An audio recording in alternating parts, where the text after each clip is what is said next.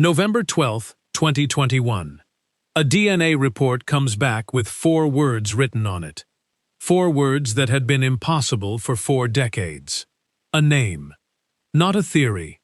Not a suspicion. Not a person of interest flagged for further investigation. A name. John Anthony Petrecca Jr., the man who murdered 13-year-old Heather Ann Porter on a dark street in Halethorpe, Maryland, in September of 1981, had finally been identified. And he had been identified through a method of investigation that didn't even exist when she died. But to understand what made that moment so significant, you have to understand what had been sitting in an evidence locker in Baltimore County for the previous 4 decades, waiting. The physical evidence collected from Heather's crime scene in 1981 was abundant. Investigators recovered fingerprints. They recovered strands of hair that didn't belong to Heather. They found skin underneath her fingernails, skin that meant she had fought back violently enough to break her own nails doing it, hard enough to leave a piece of the man who killed her literally lodged beneath her hands. They recovered a fragment of the shirt he'd been wearing. By any standard, modern or otherwise, that's an overwhelming amount of physical evidence at a single crime scene. In 1981, none of it could speak. DNA profiling, the process of reading the unique genetic code inside human cells and matching it against a suspect, wasn't yet a courtroom-ready science. There was no national database. There was nothing to compare the genetic material against. The evidence existed in an evidence locker somewhere in Baltimore. It was preserved, it was maintained, and it sat there, useless, for the equivalent of 2 generations of scientific advancement. Think about that. Somewhere in that file was a genetic fingerprint, a complete DNA profile, of the exact man responsible for Heather Porter's death. Investigators simply had no way to read it. Until 2020. That year, Baltimore County's Homicide Cold Case Squad made a decision that would have seemed routine to any modern detective, but felt almost like resurrection to everyone connected to this case. They pulled Heather's file. They looked at the evidence that had been sitting there untouched for 4 decades, and they made a choice that the previous investigators, working with the technology available to them in 1981, could never have made. They submitted the sample for forensic genetic genealogy. Here's how genetic genealogy works, and why it's different from the DNA profiling you see on television. Traditional DNA testing, the kind that dominates courtroom drama, searches a criminal database. You have a profile. You run it against thousands or millions of stored profiles. You're looking for an exact match, direct hit. If the person you're searching for has never been arrested, never had their DNA entered into the system, a traditional database search produces nothing. Genetic genealogy works on an entirely different principle. Instead of searching for one exact match, investigators take the DNA profile and they build an entire family tree out of it. They identify distant cousins, half-siblings, third and fourth cousins, people who never committed a crime in their lives. They use the same basic methodology that ancestry websites use when you spit into a tube and send it to them, hoping to find your great-grandmother's immigration records. The investigators work backwards through that family tree, generation by generation, narrowing down the bloodline, eliminating branches, until the entire extended family tree has been filtered down to one specific person. Bode Technology, a Virginia-based forensics lab, took on Heather's sample. They ran the genetic genealogy analysis. The results were forwarded to the FBI for further review and confirmation. In February of 2021, almost exactly 40 years after Heather disappeared into the dark on Hammond's Ferry Road, the answer came back. John Anthony Petrecca Jr. Detectives ran his history immediately. He had prior arrests for serious violent assaults dating back to the late 1960s, years before Heather Porter was even born. There was a documented pattern, a history. The justice system already knew him as a dangerous man. And then came the detail that transformed a name on a page into something closer to certainty. At the time of Heather's murder, in September of 1981, John Anthony Petrecca Jr. lived in the 100 block of Ridge Avenue in Halethorpe, a short distance, practically around the corner from where Heather was last seen alive, walking home in the dark after saying goodbye to her best friend on Hammond's Ferry Road. He wasn't a stranger, passing through on a highway. He wasn't the hitchhiker's car theory investigators had pursued back in 1981. He was a neighbor, someone who may well have passed Heather Porter on the street before. They might have nodded at each other, neither thinking twice about it. Read that carefully. For 4 decades, Heather's family wondered whether a total stranger had driven through their neighborhood once, taken their daughter, and vanished forever. Whether someone had pulled up beside 2 teenage girls walking home, coaxed her into the car, and left her body in the woods 20 miles away. The truth was almost worse. He never had to leave. His house was within walking distance of where she disappeared. He knew the neighborhood. He may have been known by her, not as a threat, but as a neighbor. If you want to understand how DNA from a crime scene 40 years old finally spoke, and why that moment mattered so much to the people whose lives were shattered that September night in 1981, hit subscribe so you don't miss what comes next. Before September 23, 1981, Heather Ann Porter was simply a 13-year-old girl living in a quiet neighborhood in Baltimore County. She was born in 1968 to George and Barbara Porter. She had an older sister named Mary and a brother named Anthony. The family had ties to Our Lady of Victory Church. They lived in the Halethorpe and Lansdowne area, in the kind of close-knit community where neighbors knew each other's kids, where nothing much happened after dark because nothing much needed to. Heather drew constantly, not casually, not as a hobby she mentioned in passing, constantly. Sketchbooks, notebook margins, the backs of homework assignments. If there was a blank surface within reach, there was a good chance it wasn't staying blank for long. She wasn't drawing for anyone else's approval. She was drawing because she couldn't draw. The impulse was that strong. She loved music, but not in the vague, generic way that teenagers in true crime narratives are often described as loving music. She loved one man specifically, Paul McCartney. Not the Beatles as a collective unit, not John Lennon or George Harrison. Paul.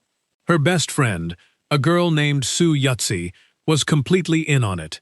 Every single year on Paul McCartney's birthday, the two of them baked a cake. Just for him. Just because they wanted to. He would never know that 2 teenage girls in Baltimore County were celebrating him with frosting and candles. And that didn't matter to either of them at all. Sue would later describe Heather as a self-proclaimed troublemaker, a description she gave with clear affection, not judgment. Heather pushed back against the rules. She tested limits. She got into it with her parents the way a lot of 13-year-olds do, loudly and often, and then moved on from it an hour later as if it had never happened. She was a normal teenage girl navigating the friction between childhood and independence. She was the kind of kid who snuck out when the rules felt unbearable for one more minute. On the night of September 23, 1981, an argument broke out inside the Porter house. It was late. It was heated. Somewhere around 10:30 p.m., Heather left. She wasn't alone for long. Sue Yutzy, 14 years old and a year older than Heather, had also been punished by her own parents that same night. So the two of them did exactly what 2 grounded teenage girls do when the rules feel suffocating. They snuck out. They met up. They spent a little time together, talking about whatever 2 friends talk about after successfully evading their parents and getting away with it. It was getting late. Neither of them wanted to be caught any longer than they already had been. They started the walk home down Hammond's Ferry Road, through Lansdowne, back toward their neighborhood in Halethorpe. 2 teenagers walking side by side down a dark residential street. A few blocks from home, the two of them split up. Sue turned toward her own house. Heather kept walking toward hers, alone, for the last few blocks of her life. That night, Heather was wearing olive-colored pants and a light blue striped pullover. Around her neck was a silver necklace with a small, highly distinctive leaf-shaped pendant hanging from it. The kind of small, specific, almost throwaway detail that means absolutely nothing until an investigator is trying to identify an unnamed body found in the woods the next morning. Before 7 a.m. on September 24th, a man was out walking his dog near Ridgewood Road and Goucher Boulevard in Towson, a stretch of Baltimore County, roughly 20 miles north of Halethorpe. Off the road in a wooded area, he came across the body of a teenage girl. She had been brutally assaulted. She had been strangled. From the condition of the scene, the position of the body, and the disturbed ground around her, investigators believed she had been dragged into the woods after she was killed, rather than killed there. She had no identification on her. For a short window of time before anyone in Baltimore County knew her name, she was simply a Jane Doe. It was local television that closed that gap, not detective work. When the story aired on the local news describing an unidentified teenage girl found dead in Towson, it was one of Heather's own friends who recognized the description and called the police. It fell to Heather's father to make the trip and identify his daughter's remains. The investigators working Heather's case in September of 1981 floated a working theory. Maybe Heather hadn't wanted to go straight home after leaving Sue. Maybe she'd tried to hitchhike somewhere else that night and climbed into the wrong car with the wrong stranger behind the wheel. A police spokesman at the time said it plainly. If she had hitchhiked and the driver turned out to be her killer, then investigators had a real problem on their hands, because it could have been literally anyone passing through that stretch of road that night, in that direction, at that hour. Case closed in theory on a stranger in a passing car. Except it never really closed at all, because the one person who actually knew Heather best refused to believe it. Sue Yutzy knew her friend better than any detective ever could, and she was adamant on one point. Heather would never, under any circumstance, have gotten into a car with someone she didn't know. If she had gotten into any vehicle at all that night, Sue believed, it had to have been someone Heather already recognized, someone she trusted, or she'd been forced. Here's what almost nobody outside the investigation fully understood for the next 40 years. It barely mattered which theory was correct, because the evidence needed to answer the question was already sitting in a file, waiting on a piece of technology that hadn't been invented yet. Investigators recovered fingerprints from the scene. They recovered vital biological evidence. They found skin underneath Heather's fingernails. Skin that meant she had fought back hard enough to break her own nails doing it. Hard enough to leave a piece of her killer lodged under her own hand. They recovered strands of hair that weren't hers. They even recovered a fragment of the shirt he'd been wearing.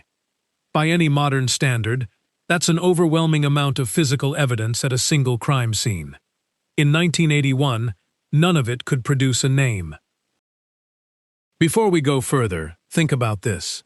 If you were Sue Yutzy in 1981, would you have believed the hitchhiker theory, or would you have pushed back the way she did? Drop your answer in the comments below. What would you have done with fingernail skin and hair in 1981? The investigators had it. They knew it mattered. But the science to read genetic material in a usable way wouldn't exist for decades. Where do you think the investigation went wrong? Tell us in the comments below. Sue Yutzy never stopped asking. For nearly 4 decades after that night on Hammond's Ferry Road, Sue called the Baltimore County Police Department. Not once as a courtesy, not as an occasional follow-up, repeatedly, year after year. She simply asked the same question over and over again. Has anything new come in? Has anyone remembered anything? Has anything changed? Almost every single time, the answer was no. That's what cold cases actually look like. Not abandoned immediately, not forgotten. But it stalled. waiting, trapped in a file that nobody knew how to open. By 2017, something unexpected happened. Heather's case resurfaced from a direction nobody in her immediate family had anticipated. Baltimore television station WJZ had spent roughly a year investigating a much larger, much darker story. The unsolved 1970 murder of a young Catholic nun named Sister Catherine Cesnik. Long circulating allegations, later brought to a national audience by the Netflix documentary The Keepers, that a priest named Father Maskell had run a sustained pattern of severe misconduct and abuse out of a Baltimore area Catholic high school, allegedly shielded in part by local police. Sister Catherine had taught at that Catholic all-girls high school in Baltimore. According to multiple former students who came forward years later, some of them had confided in her about what was happening at that school shortly before she disappeared. She was found dead in a ditch months later. Her case was never solved. WJZ's reporting connected Sister Catherine's murder to a cluster of other unsolved killings from roughly the same era and the same corner of Baltimore County. Young people whose lives had some documented tie to Maskell or to the specific parishes where he had lived and served over the years. One of those names was Danny Krejci, a 14-year-old altar boy who died in 1975, his body left in the woods behind a Catholic church in Catonsville, where Maskell had lived at the time. Another was a young woman named Joyce Malecki from 1969. And Heather Porter, a parishioner connected to the same web of Catholic institutions in that same stretch of Baltimore County, was named as a possible link in that same pattern, 6 years after Krejci's murder. The theory made a certain kind of sense. A pattern, geography, an institution. Maskell's shadow seemed to stretch across these cases. It gave investigators a thread to pull. It gave families a reason to hope that someone might finally start asking questions again. In 2017, Heather's sister Mary Porter and her aunt Serena McLeod agreed to a rare interview about the case. Their grief was still raw 36 years on. Mary described the day Heather's body was identified as the beginning of the worst nightmare she wouldn't wish on anyone. At one point in that interview, a reporter asked her directly, "What if they eventually learned who killed Heather, only to find out that person was already dead?" Her answer stuck with everyone who heard it. "If you can prove they did it," she said, "that's justice.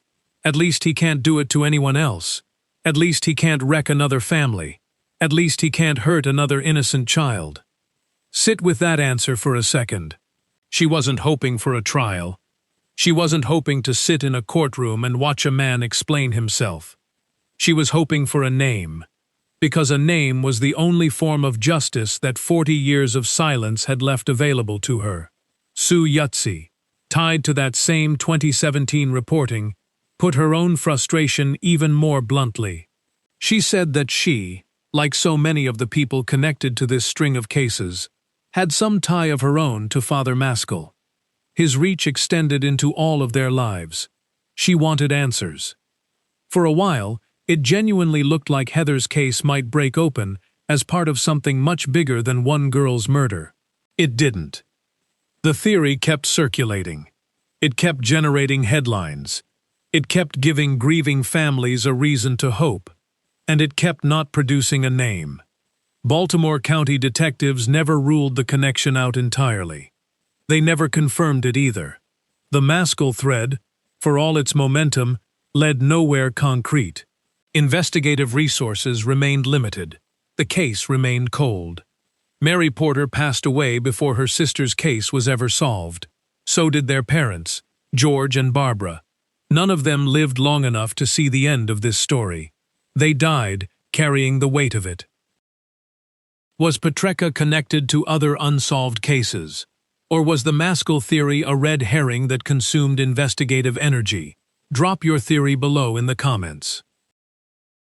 There's one more marker on the timeline worth understanding, because it shows exactly how cold this case still was, right up until the very end. In early 2022, a true crime channel covering cases solved the previous year picked up Heather's story for the first time, as a solved case, as a resolution, which means that as late as the start of 2021, only weeks before the breakthrough, this was still publicly an anonymous 40-year-old cold case with no name attached to it at all. Nobody outside a small circle of detectives had any idea that a breakthrough was only weeks away. Every case on this channel represents weeks of digging through records, verifying facts, and piecing together real lives that were lost. If you want us to keep uncovering the truth behind these mysteries, please take a second to like, subscribe, and tell us in the comments which part of today's case resonates most with you. Your support keeps us going. But something changed in 2020. That year, Baltimore County's Homicide Cold Case Squad made a decision that would have seemed routine to any modern detective, but represented a kind of institutional resurrection to everyone connected to this case. They pulled Heather's file off the shelf again. This time, the physical evidence collected back in 1981, the DNA, the skin recovered from underneath her fingernails, the hair, the fragment of his shirt, went somewhere it had never been able to go before. Detectives submitted the sample for forensic genetic genealogy. It was a choice built on something that had taken decades to develop. Not just the technology, but the institutional willingness to try something new on an old case. The genetic genealogy results were submitted in February of 2021. By that point, Baltimore County detectives already knew what they were going to find. John Anthony Petrecca Jr. lived around the corner. He had a documented history of violent assault dating back decades. The name on the page matched every available piece of context. But context wasn't evidence. Science was. And science required one more step. Petrecca had died in January of the year 2000, at 56 years old of natural causes. He had been in the ground for over 2 decades. As far as anyone could tell from the public record, he had lived out the rest of his entire life, having gotten away with it completely. He had worked, he had aged, he had died, and not a single person outside his own head ever knew what he'd done in September of 1981. Baltimore County detectives weren't willing to let a headstone be the final word in this case. Here's what most people don't understand about exhumation. It's not quick, and it's not simple. An exhumation requires authorization. It requires a legal justification. It requires documentation. In March of 2021, with written authorization from the Baltimore County State's Attorney's Office, investigators filed the paperwork. A court order was issued. Cedar Lawn Cemetery in Baltimore was notified. The logistics were arranged. The grave was located. The ground was opened. Technicians drew a fresh DNA sample directly from what was left of Petrecca's remains and sent it back out for testing. The same process used on living suspects, adapted for someone who had been in the ground for 21 years. It was then compared side by side against the exact genetic profile lifted from Heather's crime scene in 1981. The same profile that had been sitting useless in a file since before most of the detectives working the case in 2021 were even born. The comparison process itself is straightforward once you have both profiles in front of you. You're looking for what's called a match probability.